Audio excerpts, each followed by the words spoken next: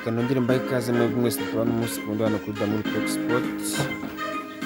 Nyuma rero dore mu ikipe ya Paris Saint-Germain, ikipe yamaze gutangaza yuko ngo umusore wabo Kylian Mbappe ngo yaba yamaze gutangaza ko ngo icyemezo yafashe atagomba kwisubiraho. Uyu mwanzuro wo kujya muri Real Madrid ntabwo agomba kwisubiraho, yamaze kumufata byararangiye. Ni mu gihe ibinyamakuru byinshi byo mu Bufaransa byagenda bigaruka kuri uyu musore bimubaza niba ngo icyemezo yafashe ashobora kwisubiraho, ariko ababwira ko ngo nta kwisubiraho guhari 100% ngo yaba yaramaze kwerekeza muri Real Madrid, ari ikibazo kigiye gusanga akajoininga Real Madrid. Uyu musore navuga ko ari mu bakinnyi beza ku mugabane w'Uburayi, ntabwo natinya kuvuga ko ari mu bakinnyi batatu beza ku mugabane w'Uburayi tuvugana. Kylian Mbappe ikipe ya Real Madrid yamushatse kuva kera cyane, ko nawe abigaruka avuga ati ni ikipe nakuze muri njye mfite inzozi zo kuzakina Real Madrid. Benshi bagenda babigarukaho baravuga ati byaba ari byiza ku musore bita Kylian Mbappe, dore ko muri Paris Saint-Germain nta kindi wamwitega ni shampiyona, nta kindi muri Paris Saint-Germain. Paris Saint-Germain nayo navuga uko ihagaze ubu ngubu ntabwo ari ikipe yagenda ngo ihangane itware Champions League, ntabwo ari ikipe yagenda ngo igendera kuri Kylian Mbappe wenyine ngo izatware Champions League. Ariko Real Madrid ni ikipe navuga ngo itari yayinga ku muntu. Real Madrid kuyijoininga ndakeka kuri Kylian Mbappe byamuhira, byazanamufasha no kugira ibindi bikombe atwara ku mugabane w'Uburayi, yaba Ballon d'Or. Navuga yuko yagenda akayihatanira na ba Vini, yaba ari icyemezo cyiza kuri Kylian Mbappe. Nubwo biri guhishwa ngo ashobora kujya muri Arsenal, ariko benshi bakavuga ati ni ibihuha. Nawe ubwe aravuga ati ikipe nihebeye ni Real Madrid, niyo ngomba kujoininga. Gatuye ko Kylian Mbappe muri sama azerekeza mu ikipe ya Real Madrid. Tujye kuri uyu musore n'ubundi ukinana na Mbappe muri Paris Saint-Germain bita Warren Zaïre-Emery, akaba ngo bamaze kumwongera amasezerano mu ikipe ya Paris Saint-Germain. Uyu musore aheruka no mu gihugu cy'u Rwanda ubwo yari yaje muri gahunda ya Visit Rwanda. Umusore ngo yaba amaze kongererwa amasezerano mu ikipe ya Paris Saint-Germain bidasubirwaho. Paris Saint-Germain ikomeze kwiyubaka ihereye ku bana batoya, irimo iragerageza kubakira ku bana batoya ngo irebe ko hari ikintu yazageraho ku mugabane w'Uburayi. Yasanze bitoroshye hariya ku mugabane w'Uburayi, iravuga ati reka natwe duhere mu bana batoya, wenda hari igihe twazagera ku byo abandi bagezeho, harimo nka Champions League babuze kugeza n'uyu munsi. Paris Saint-Germain irimo iragenda yiyubaka, iha amasezerano twana kugenda tuzamuka ngo irebe ko yapushinga nayo igahagarira Ubufaransa ku ruhando mpuzamahanga, nayo ikaba ikipe y'ubukombe. Tujye kuri uyu musore wa Liverpool bita Mohamed Salah. Uyu musore nyuma yo kuva mu mvune yaje gufasha ikipe ya Liverpool gutsinda Brentford ibitego 4-1. Mu bitego 4 Liverpool yatsinze rero harimo n'igitego cy'uyu musore Mohamed Salah. Nyuma yo kuva mu mvune yaje yitwara neza, bigaragara ko iyo Mohamed Salah ameze neza na Liverpool bimeze neza. Ni ibintu bigaragarira buri umwe wese ko uyu musore yameze neza rwose. Liverpool ibi shining, ni ikipe irimo irapushinga ngo irebe ko yahangana na za Man City, guhangana za Arsenal nazo ziri aho hafi. Ikipe tuvugana iri ku mwanya wa mbere ariko by'agateganyo. Navuga ngo Klopp arimo arapushinga ngo arebe ko yazagenda season itaha amaze guheza ikipe ya Liverpool igikombe cya shampiyona. Nubwo byagorana ariko birashoboka birashoboka ko ikipe ya Liverpool ni ikipe nkuru ikomeje kugira iki kintu cya consistency, byashoboka ko yazatwara Premier League. Tujye kuri uyu musore bita uyu mutoza bita Postecoglou wa Tottenham. Uyu mutoza Postecoglou ukomeje kugenda ngo yifuzwa n'amakipe menshi, ariko ngo iyi kipe ya Liverpool yaba yamaze kumushyira kuri liste y'abatoza bashobora kuzasimbura Jurgen Klopp ubwo azaba agiye next season. Postecoglou rero ngo biravuga ko ngo ashobora kwerekeza mu ikipe ya Liverpool, kandi abenshi barimo baragenda bashyiraho dute bavuga ati se Postecoglou yaba ari umutoza mwiza wo kuzasimbura Klopp ubwo azaba agiye next season. Benshi bakavuga ati uyu musaza rero ashobora kwerekeza muri Liverpool, ariko mu mboni zanjye mbona Postecoglou ashobora kugenda agafitinga muri system ya Liverpool. Nkatere ko uyu mutoza next season ashobora kuzaza gutoza Liverpool ubwo Klopp azaba agiye. Reka tujye ku ikipe ya Bayern Munich.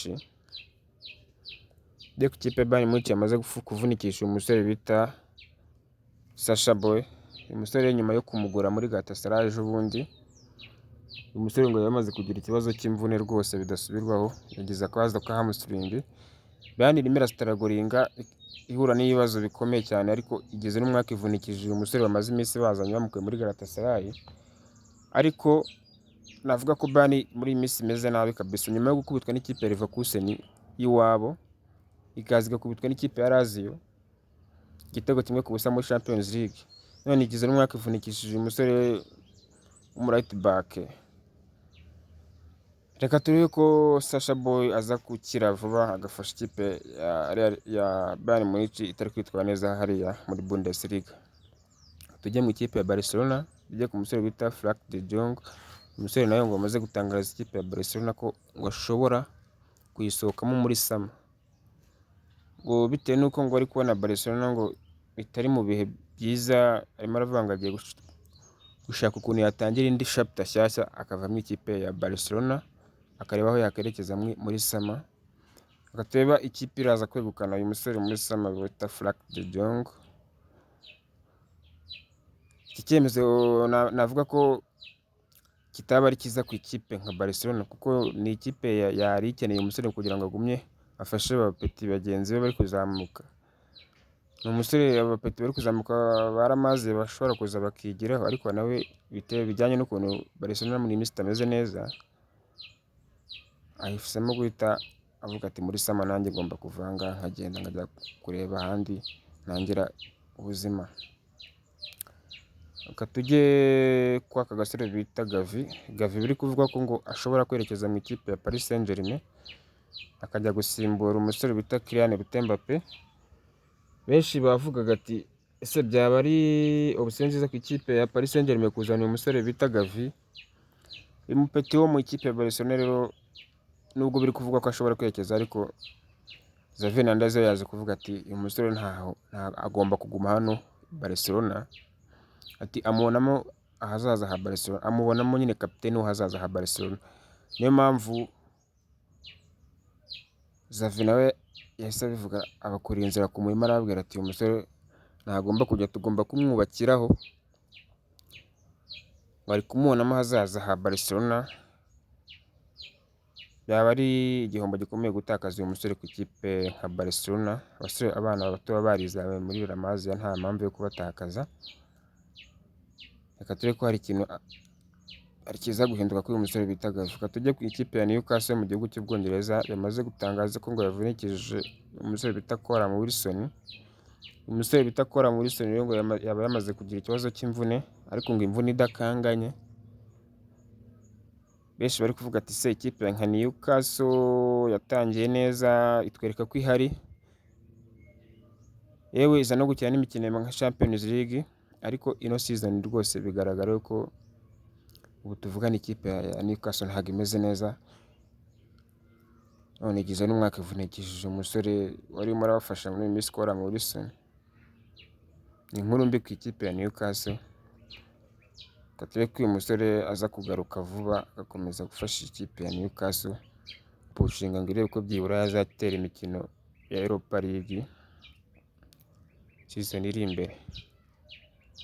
Tujye mu ikipe AC Milan. CEO wa AC Milan yamaze gutangaza yuko ngo umuzamu wabo bita Mike Menya yaba ngo yongerewe amasezerano y'imyaka ibiri ishobora no kongerwaho undi mwaka umwe. Mu gihe umusore ngo yaba akomeje kwitwara neza bashaka kumwongeraho umwaka umwe. Icyemezo bagifasha nyuma yuko uyu musore ngo babona ko wari nko mu bazamu, ngo CEO wa AC Milan ngo avuga ko wari mu bazamu ba mbere ku mugabane w'i Burayi. Uyu mwirabura rero w'umuzamu, reka turebe ko aza kuza gukomeza gufasha ikipe ya AC Milan kwitwara neza hariya mu izamu.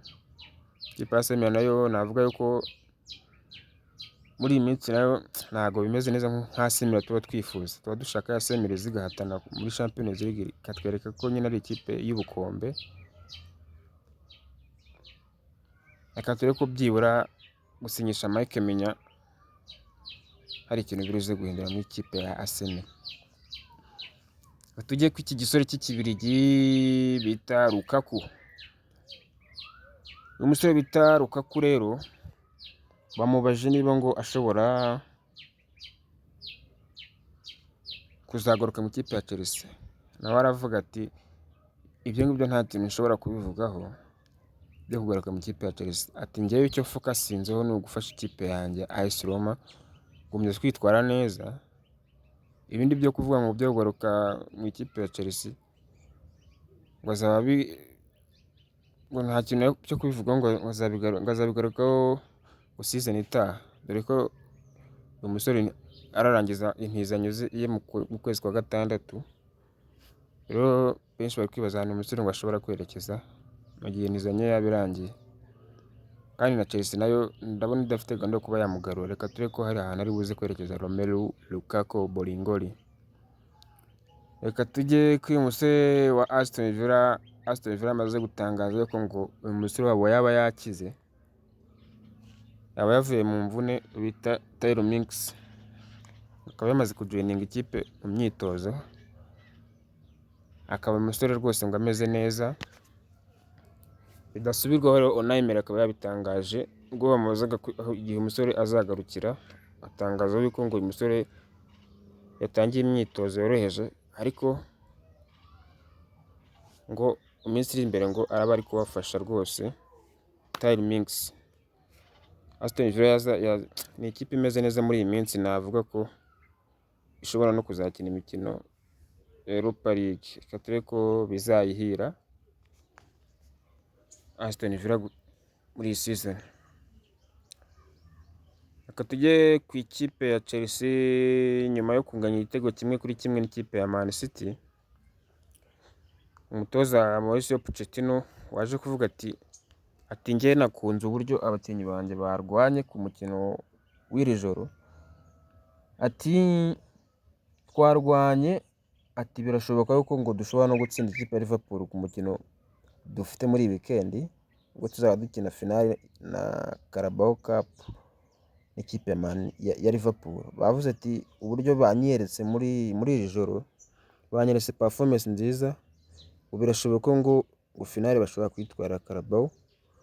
Ni ibyiyumviro byiwe, ariko ikipe nka Chelsea ni ikipe y'ubukombe, yewe nubwo benshi bavuga ko itameze neza, ariko urebye umukino yakinye nimugoroba n'ikipe ya Man City, birashoboka ko ishobora no gutsinda ikipe ya Liverpool. Reka turebe ko iyi Chelsea iza kwitwara neza mu minsi iri imbere, nubwo irimo irestaraguringa muri Premier League. Rero ni umukino wari uryoheye ijisho rwose, nubwo baje kugwa miswi, igitego cyaze gutsindwa na Sterling kikaza kwishyurwa n'umusore bita Rodri ku minota 83. Ni umukino bitwaye neza, avuga ngo ari performance nziza, ari umukino uryoheye ijisho. Reka turebe ikipe ya Chelsea ko iza guhirwa n'uru rugendo rwo gukina imikino ya Premier League, nubwo bitoroshye kuri iyi kipe.